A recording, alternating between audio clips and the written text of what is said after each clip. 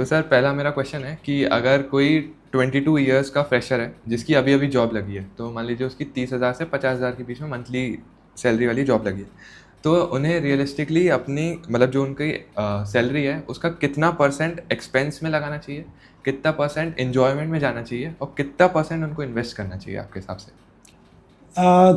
It's a very great question. I tell you कि जहाँ youngsters हैं तो जैसे ही पहली सैलरी आती है क्या करते हो, चलो आप बताओ, व्हाट विल यू डू? जो भी मतलब इन्जॉयमेंट का ही है कि ये ले लेता हूँ, ये सोच के रखा था ये ले लेता हूँ, या मम्मी पापा को कुछ गिफ्ट करना था पहली सैलरी से तो वो गिफ्ट कर दिया, तो यही रहता है। वेरी ट्रू, है ना। यूजुअली यही होता है, जैसे यंगस्टर के पास में पहला पॉकेट मनी आता है, पहली सैलरी आती है, तो वो सबसे पहले उसको खर्च करते हैं, राइट? मतलब you are not away from that, right?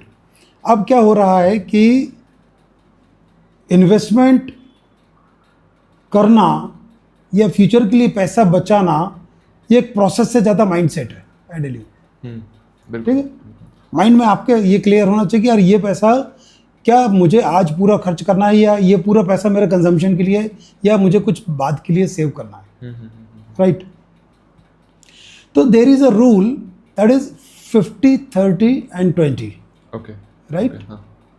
50% पैसा आपकी नीड्स के लिए जाता है, 30% पैसा आपके वांट्स के लिए जाएगा, okay, and 20% should go to your future savings. Okay, okay, done. अब जो 20% फ्यूचर की मैं बात कर रहा हूं, तो फ्यूचर मतलब आज के बाद का कोई भी समय वो फ्यूचर है आपका। हाँ बिल्कुल।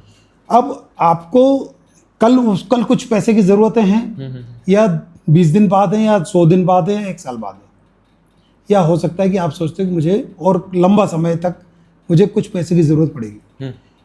तो वो जो 20% है वो आपकी फ्यूचर के लिए सेविंग करने में काम आएगा, राइट? बिल्कुल। तो क्लैरिटी है, 50% गोज टू योर नीड्स। अब नीड्स वो आप तय करोगे कि आपकी एक्चुअली नीड्स क्या है। देखो, नीड्स और वांट्स में अंतर आपको समझने की ज़रूरत है, हाँ बिल्कुल, राइट? जो आपकी ज़रूरतें हैं और जो आपकी ख्वाहिशें हैं, ठीक है ना? हाँ। तो वो अपन डिफर करेंगे, डिफरेंशिएट करेंगे, और देन 20% अपन सेविंग में डालेंगे। ये मेरा